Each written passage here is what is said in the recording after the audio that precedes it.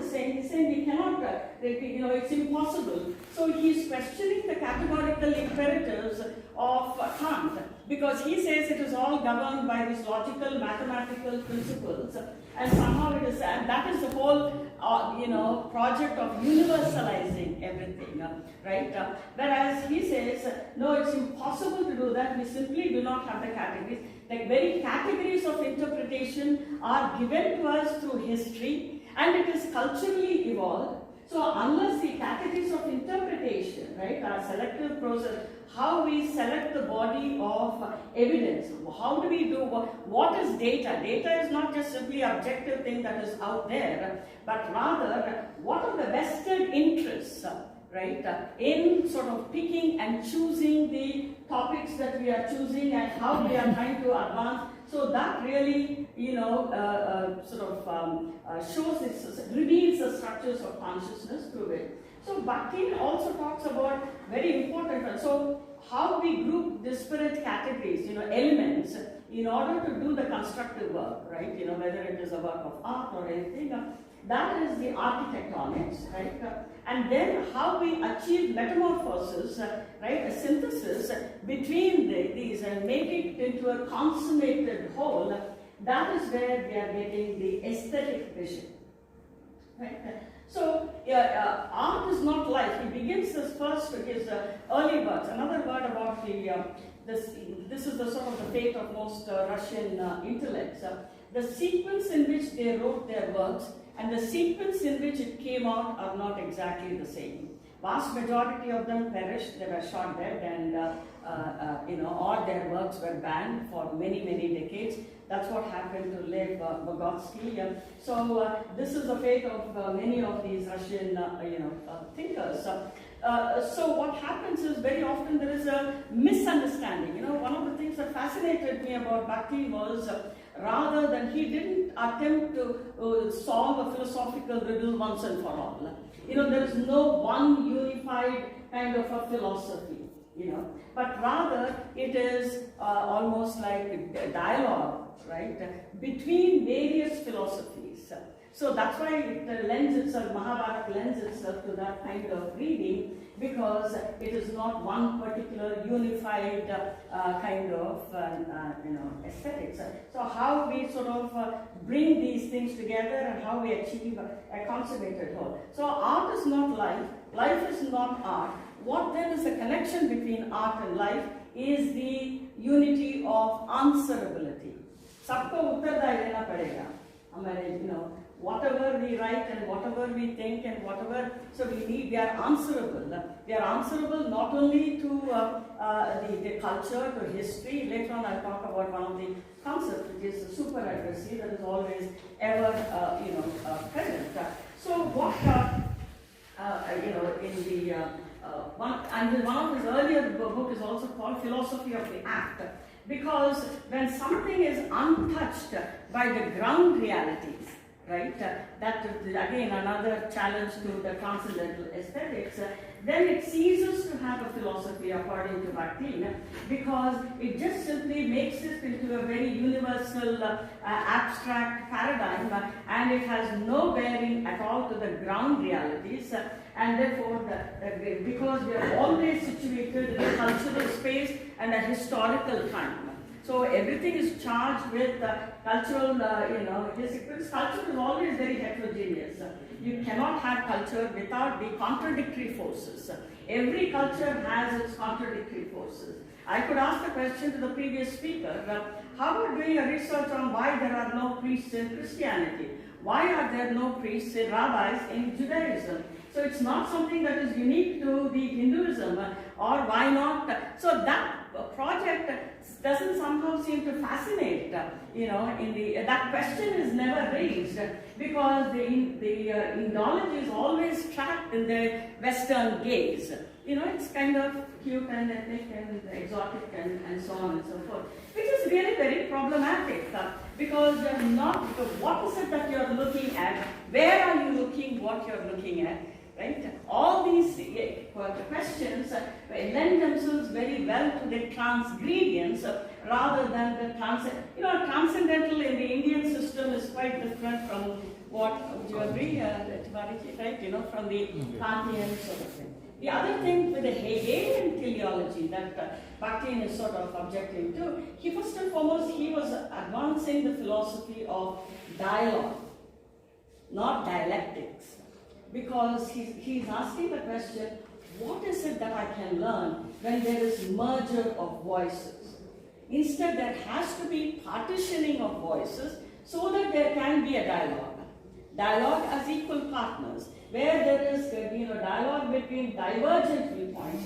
We try to, that's how I wrote this book, Difference, Dialogue and Development, meaning that the reality of differences in the world necessitate a dialogue, and dialogue then leads to development.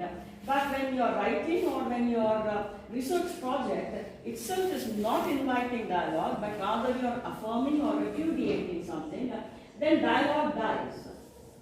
Right? So he was very much sort of against this sort of synthesis and thesis and antithesis and synthesis of the Hegelian model. It's basically an epistemograph, and we can also later on talk about how Hegel, because he tried to look at the Indian culture through his very fixed theology and epistemograph. Right? It's a graph. It's how you graduate, through this time, a very linear model of time. And that linearity doesn't sort of lend itself to the Indian ethos at all, in the Indian intellectual tradition. So what happened, he said that India has no history. It only reached the level of imagination, but it never reached the level of thought. Right? That was the Hegel's, idea in the history of, in the philosophy of history.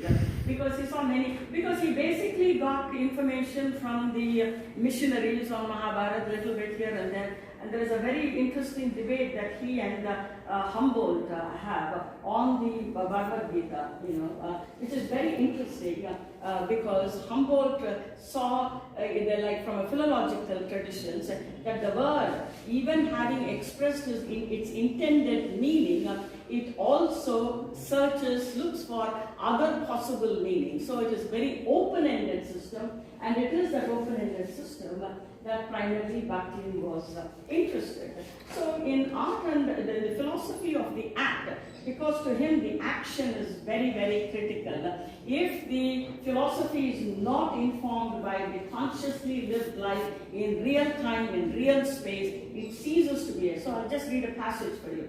Life can be consciously comprehended only as an ongoing event and not as being qua a given. A life that has fallen away from answerability cannot have a philosophy. It is, in its very principle, fortuitous and incapable of being rooted. When something is that rootless,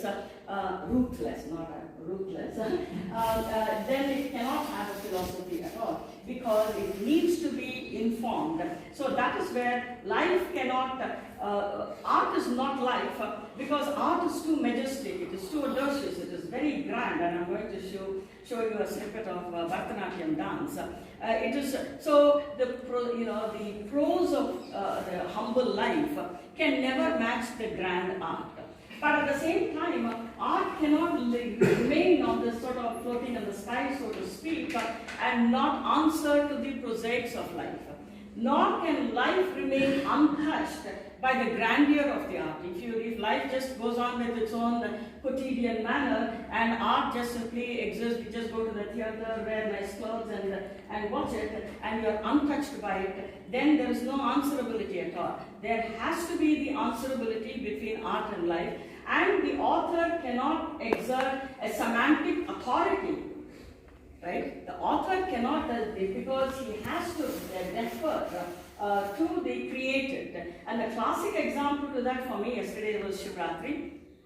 So I have to give the example of Mahadev himself, because when his son, right, Ishaputra Kartikeya, tells him, I can give you the explanation of Pranava, better than what you are capable, because you yourself are Pranava, it's implicit in that. And therefore, so Mahadev says, okay, I'll listen to you, and he kneels before his son and takes a lesson. So there is a temple in Tamil Nadu called Swami Malai, and one of the names of Kartikeya is Swaminathan. Lord of Lord. So there itself is the classic example where the creator does not exert authority over his created, but so even for identity formation as a psychologist, separation and individuation from the powerful father is needed in order to sort of establish your own identity, and the father, the creator, sanctions that so that the son or the child can grow. So similarly, the author cannot just simply exert this kind of an authority. So, and I'm going to now show you a brief. I worked on the Malavika Sarukai, dancer, a very eminent dancer, and this is a segment. Thank you. Oh, got it. Thanks a lot. Okay. So this is a segment from a film that was made, about her by Sumant Ghoshal. He has done Sumantra Ghoshal, I think. He has done quite a number of films on Zakir, Hussain, and many other eminent, tabla players and many other great artists. So she marks her 40th anniversary of being a performer in the temple Chidambaram. So that's how there is no fanfare, there is no invitation to all the eminent people and politicians, none of all that stuff. But it was a very kind of an unmarked event. So I'll show you that, and then I think that will give us the material to speak about some of the concepts in aesthetic vision that Bhakti, and actually even from the Indian tradition.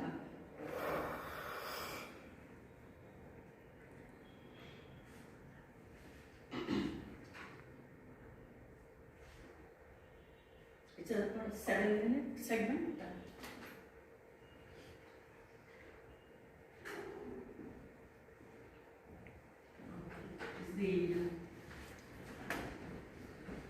Why is there no?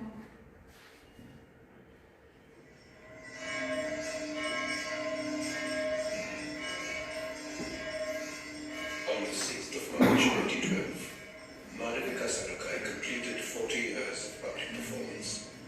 The occasion was commemorated not through felicitations or speeches, but through a remarkable, unmarked performance at the Chidambaram temple. As I watched Madhavika pay obeisance that day, I saw many things at once. I saw a stream of devotees for whom the dance was incidental to their purpose for being there. I saw a validation of the Hindu belief in darshan, where the act of intensely seeing one's God can become an epiphany. And above all, I glimpsed the interplay of the fount and the flowing stream that so essentially informs the art of Madhavika Sarakai.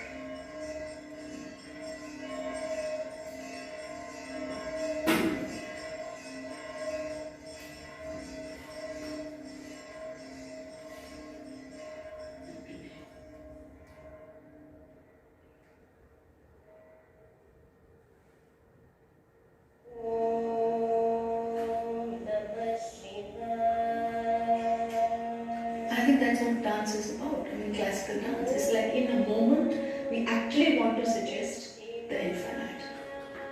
It's not just the beat at the beginning and ending. It's part of a much longer sequence. The unseen sequence, perhaps.